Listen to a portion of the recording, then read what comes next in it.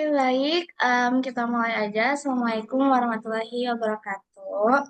Selamat Waalaikumsalam siang, warahmatullahi wabarakatuh. Iya. selamat siang Bapak. Perkenalkan, saya Farsha dan saya bersama teman saya Nashwa. Pada siang kali ini, em, kami dari Universitas Telkom, kami ingin mewawancarai Bapak. Sebelumnya boleh perkenalkan dulu Bapak.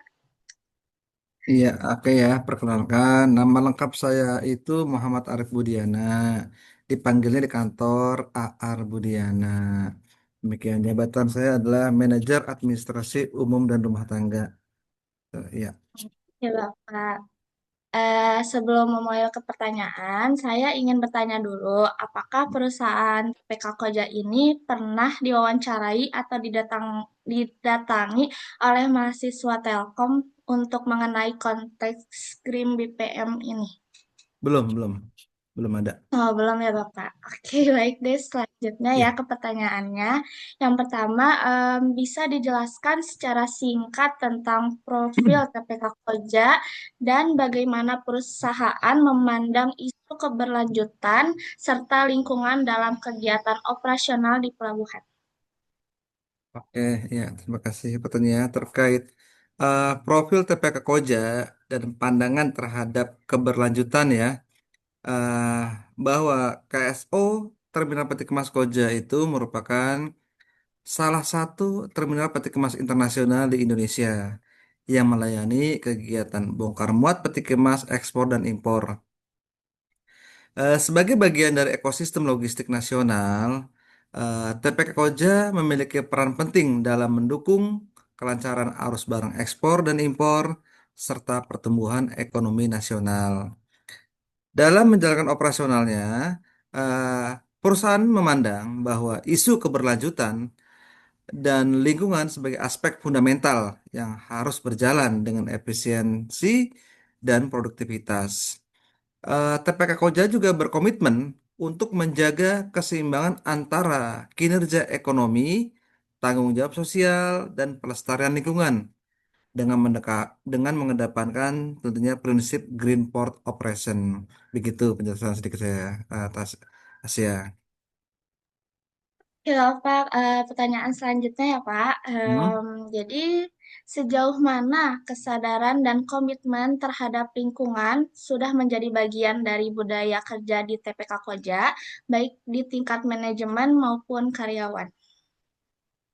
Iya, kesadaran dan komitmen lingkungan ya untuk TPK Koja bahwa kesadaran terhadap pentingnya pelestarian lingkungan itu telah menjadi bagian dari budaya kerja di TPK Koja. Hal ini tercermin dalam berbagai kegiatan internal seperti baru-baru ini kita keluarnya SKM 5R. Ya, 5R itu eh, singkatan dari ringkas, rapi, resik, rawat, dan rajin. Nah, ini program 5R adalah tentu juga berkomitmen juga terhadap kesadaran untuk pekerja terhadap lingkungan. Kampanye hemat energi dan air, serta eh, pengelolaan limbah secara bertanggung jawab. Meskipun di Koja sebenarnya tidak ada limbah. Limbah di Koja adalah seperti pembuangan sampah ya, seperti sampah-sampah apa namanya perusahaan seperti misalnya makan, saya itu limbah ya dianggapnya sebagai. Jadi kita kelola. Terus eh di tingkat manajemen bahwa komitmen lingkungan diwujudkan melalui eh, kebijakan perusahaan yang menekankan efisiensi operasional dan juga kepatuhan terhadap regulasi lingkungan, eh, juga regulasi yang dibuat oleh pemerintah maupun oleh PT Pelabuhan Indonesia sebagai head office daripada Terminal PT Kemas Koja. Terus sementara itu untuk di tingkat karyawan bahwa kesadaran ditumbuhkan melalui pelatihan seperti pelatihan ketiga ya dan juga lingkungan, sosialisasi rutin dan kegiatan seperti kebersihan area kerja dengan program 5R itu bahwa pekerja itu nanti ini kita sedang launching program 5R itu bahwa nanti harus rapi, resik, rawat dan rajin bahwa ruangan kerja itu harus bagaimana dan juga kita adanya budaya paperless.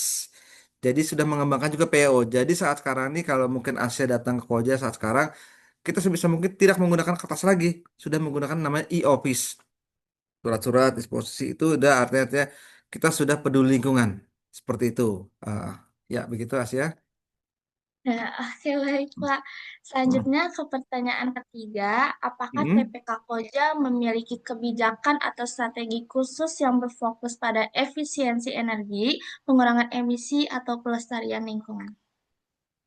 Iya, oke ya. Terkait eh, kebijakan dan strategi lingkungan ya, bahwa TPK Koja itu sebenarnya memiliki strategi keberlanjutan yang berorientasi pada efisiensi energi, seperti pengurangan emisi dan pengelolaan limbah operasional.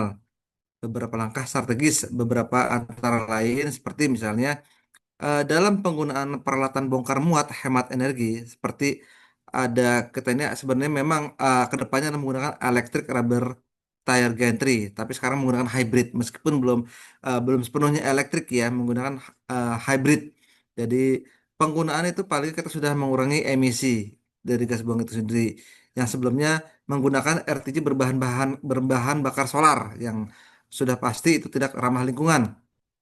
Terus juga yang berikutnya adalah adanya digitalisasi sistem operasi terminal untuk mengurangi sebelumnya saya sampaikan ada penggunaan kertas dan meningkatkan efisiensi proses logistik.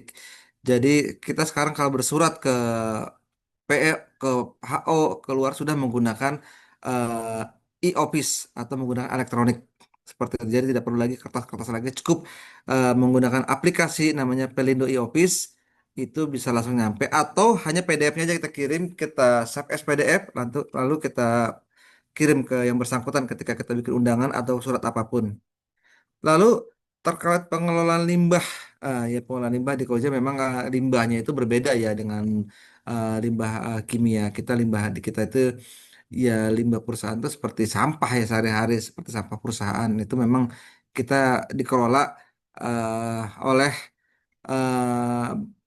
koperasi kalau kita ya pengelolaan limbah itu nanti dikirim dipilah-pilah lagi sampah-sampah itu mana yang organik non organik lalu mana yang bisa dioptimalkan mana yang harus didisposal seperti itu juga saat sekarang ini kita adanya pemeliharaan area hijau di lingkungan kerja sebagai bentuk mitigasi emisi karbon mungkin kalau Asia lihat dari kemarin kita ini sudah ada namanya program daripada Pelindo Berbunga jadi kita menanam pohon kalau lihat lagi sekarang sekarang sudah tertata nih pohon-pohon sudah mulai ditanamin. Memang rencana ke depannya kita akan menanam pohon-pohon berbuah sebenarnya di lapangan-lapangan. Kita lihat titik-titiknya. Itu dari umum rumah tangga bekerja sama dengan HSSE menentukan titik-titiknya bahwa kita juga kepengen mendapat poin ada dalam area eh, Green Port ini seperti itu. Jadi ada juga kita nanti mengikuti program Green Port di ini ya apa di nasional seperti itu. Nanti hal-hal apa yang perlu dilakukan seperti lampu juga kita penggantian lampu-lampu menjadi lampu yang hemat energi dari tadinya manual jadi pakai sensor jadi hanya sebentar bisa mati lagi dan juga menggunakan yang tenaga matahari. Beberapa titik ada yang menggunakan tenaga matahari. Seperti itu Asia. Oh, oke, Pak. Iya, Jadi yang itu baru sekarang ya Pak ya dilakukan iya, ya. Oh, oke. Lanjut ya Pak ya. ya boleh silakan. Nah, pertanyaan keempat, siapa yang bertanggung jawab atas pelaksanaan dan pengawasan inisiatif hijau di perusahaan dan Hmm. bagaimana koordinasinya dijalankan? Ya, sebenarnya terkait pelaksanaan pengawasan inisiatif Green Pot ini atau hijau di tempat kerja berada sebenarnya di bawah tanggung jawab HSSE yang berkoordinasi langsung dengan terutama divisi SDM dan administrasi. Saya ini megang umumnya, jadi ketika pun itu adalah Green Pot bekerja sama dengan HSSE selaku pengelola lingkungan. Nanti teknis dan mekanismenya dari umum rumah tangga yang mengalokasikan anggarannya dan dananya untuk penghijauan di TPK Koja itu. Koordinasi itu bisa dilakukan seperti misalnya melalui rapat koordinasi eh, dengan bagian HSSC dan juga tentu kita melibatkan beberapa bagian terkait, misalnya seperti internal audit, bagian SDM, seperti itu. Dan di sini HSSE itu bertugas memastikan bahwa setiap kegiatan operasional itu sesuai dengan standar lingkungan, termasuk pengelolaan limbah ya, penggunaan energi dan juga pencegahan pencemaran. Jadi beberapa kegiatan dari HSS kita juga mengikuti program seminar-seminar di luar seperti itu. Seperti itu Asya. Ya, baik, Pas. Selanjutnya Hmm. pertanyaannya sama teman saya ya, Pak. Ya, Baik, Bapak saya izin bertanya ya. Jadi di sini ya. kalau misalkan kita berbicara tentang kegiatan bongkar muat dan logistik nih, aspek Hmm. efisiensi dan dampak lingkungan itu pasti sangat apa ya berpengaruh gitu, krusial terhadap keberlanjutan operasional nih. Nah, pertanyaan Ya. saya di sini dalam Hmm. merancang dan menjalankan proses bongkar muat atau logistik, bagaimana Hmm. perusahaan mempertimbangkan dampak lingkungan seperti penggunaan energi, bahan bakar atau limbah? Iya, oke. Jadi pertimbangan lingkungan dalam proses operasional ya dalam merancang dan menjalankan proses bongkar muat maupun kegiatan logistik TPKOJA secara konsisten mempertimbangkan dampak lingkungan melalui seperti misalnya pertama kita menggunakan pemanfaatan peralatan bertenaga listrik untuk mengurai penggunaan bahan bakar fosil. Seperti tadi lampu, kita beberapa lampu di titik menggunakan tenaga matahari seperti itu. Terus juga ada beberapa alat yang menggunakan hybrid. Memang kita belum sepenuhnya menuju elektrik ya.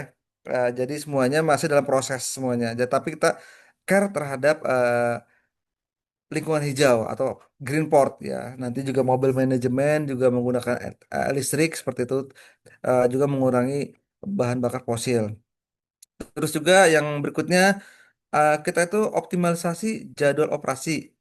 Jadi jadwal operasional bongkar muat itu dilakukan optimalisasi agar peralatan bekerja lebih efisien dan tidak idle terlalu lama. Jadi di sini maksudnya bahwa semua itu sudah diukur. Ketika pergerakan akan bongkar muat sudah diukur waktunya. Jadi agar penggunaan bahan bakar juga efisien.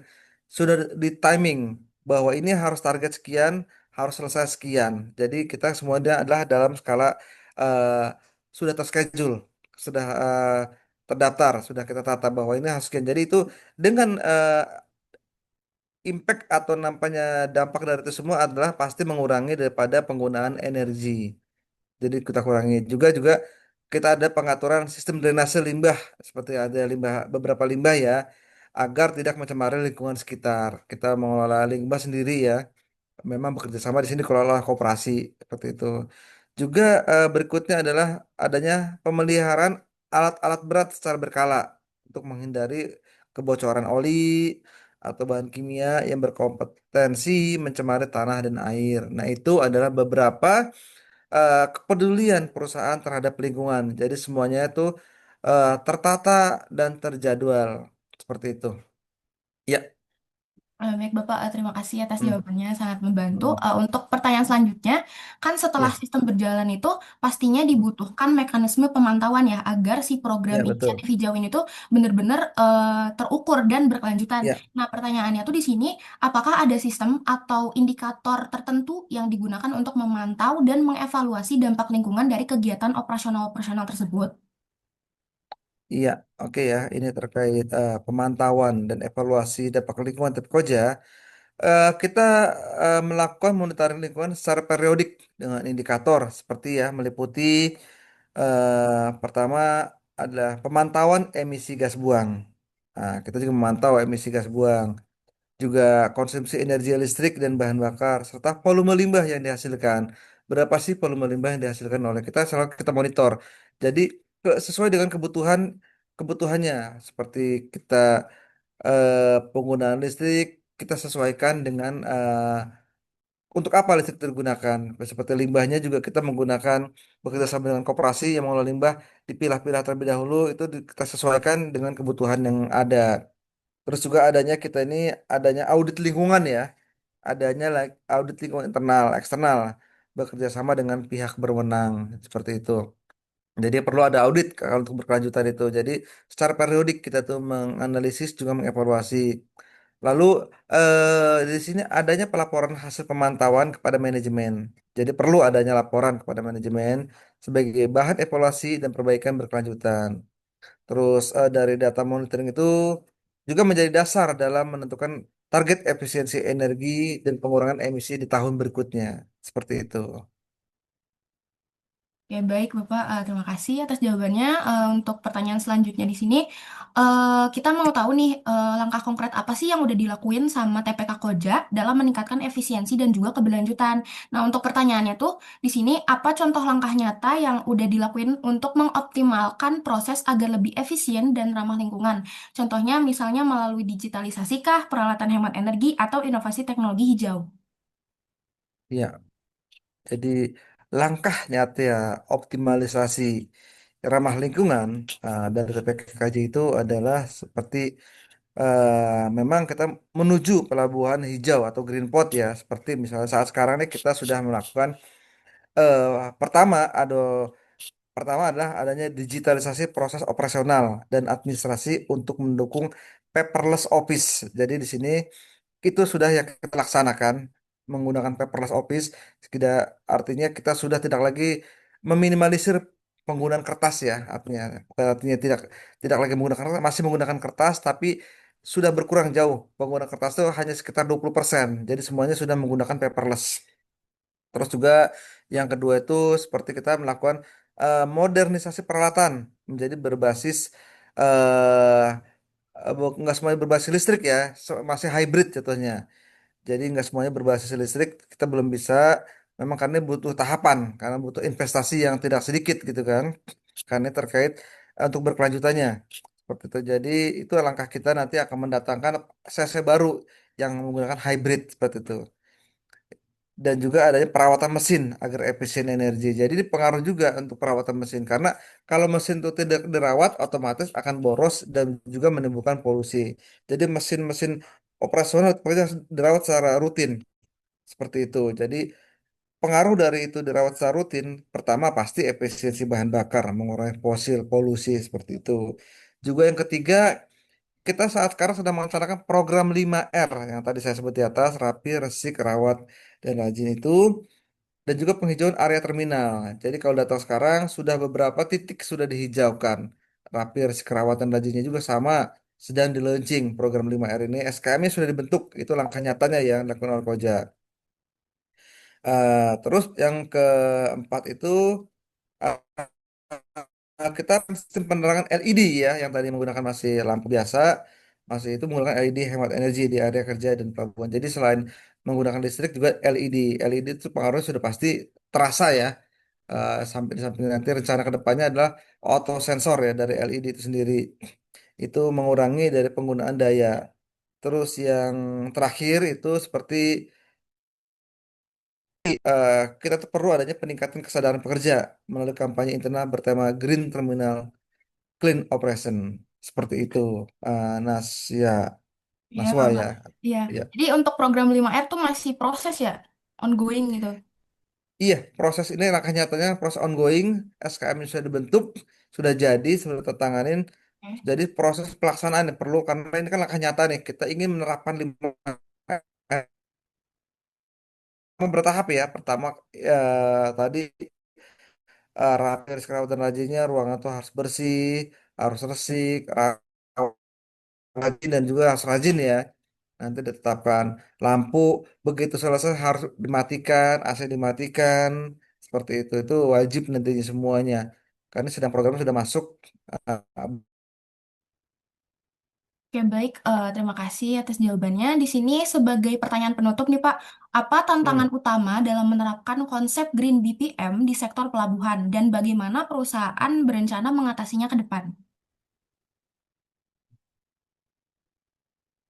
Iya, memang tantangan tantangan pasti memiliki tantangan ya. Ini tidak mudah ya merubah budaya orang itu memang. Jadi budaya orang itu tidak serta-merta berubah 100%. Kita beralih ke langsung green energy atau green port. Kita melalui tahapannya. Seperti aturannya dulu kita buat. Seperti itu memang terkait green port ini eh, hanya sebatas himbauan. Gitu. Harusnya memang ini diwajibkan. Terus dari keputusan dari pemerintah langsung bahwa pemerintah harus begini-begini. Harusnya itulah tantangan kita. Jadi kesadaran daripada pekerja itu sendiri bahwa itu ini yang sendiri ya terkait tantangan apa tuh. Jadi kita berharap semua pekerja, semua lingkungan di sini turut serta eh, peduli terhadap lingkungan.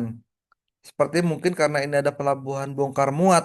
Ya, jadi juga ada pengguna jasa dari luar yang masuk yang tidak menggunakan energi ramah lingkungan. Nah, itu kendala-kendalanya seperti itu. Nah, itu juga kita ini tidak akan berhasil tanpa adanya dukungan pemerintah dan juga warga sekitar dan juga pengguna jasa. Itu terus coba kita tekankan semua seperti itu.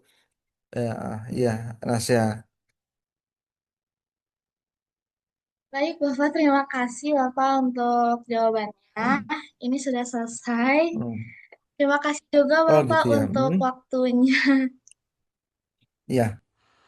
Baik, kesimpulan dari wawancara dengan manajer administrasi umum dan rumah tangga TPK Koja adalah bahwa TPK Koja menunjukkan komitmen kuat terhadap keberlanjutan dan tanggung jawab lingkungan dalam setiap aspek operasionalnya. Perusahaan menerapkan prinsip Green Port Operation antara kinerja ekonomi, sosial, dan lingkungan.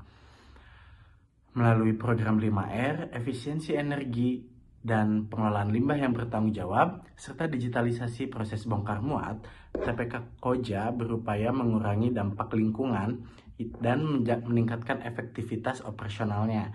Lalu pemantauan lingkungan dilakukan secara berkala sebagai dasar evaluasi berkelanjutan. Meskipun menghadapi tantangan seperti keterbatasan investasi dan perubahan budaya kerja, TPK Koja terus berinovasi dengan melibatkan karyawannya, lalu pemerintah, serta masyarakat dalam mendukung penerapan Green BPM, serta menjadikan terminalnya lebih hijau dan berkelanjutan. Baik, argumentasi tentang video wawancara tersebut ialah TPK Koja menunjukkan komitmen yang kuat terhadap keberlanjutan dan tanggung jawab lingkungan. Mereka tidak hanya fokus pada kinerja ekonomi, tapi juga berusaha menjaga keseimbangan antara aspek sosial dan lingkungan. Melalui penerapan prinsip Green Port Operation, TPK Koja terus berinovasi lewat program 5R, efisiensi energi, dan pengelolaan limbah yang lebih bertanggung jawab.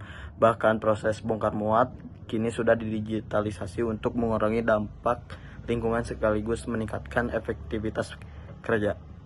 Langkah-langkah ini membuktikan bahwa produktivitas dan kepedulian terhadap lingkungan bisa berjalan beriringan meski menghadapi tantangan seperti keterbatasan investasi dan perubahan budaya kerja. TPK Koja tetap berusaha maju. Mereka juga melibatkan karyawan, pemerintah, dan masyarakat dalam penerapan konsep Green Business Process Management. Dengan semua upaya itu, TPK Koja berhasil membuktikan bahwa menjadi pelabuhan modern bukan cuma soal efisiensi, tapi juga soal tanggung jawab terhadap bumi dan masa depan yang lebih hijau. Nah, itu tadi hasil wawancara dan diskusi yang sudah kami lakukan. Semoga bisa menambah pengetahuan kita semua dan membuka ruang untuk berdiskusi lebih lanjut. Mohon maaf jika ada kesalahan. Terima kasih sudah mendengarkan sampai akhir. Assalamualaikum warahmatullahi wabarakatuh.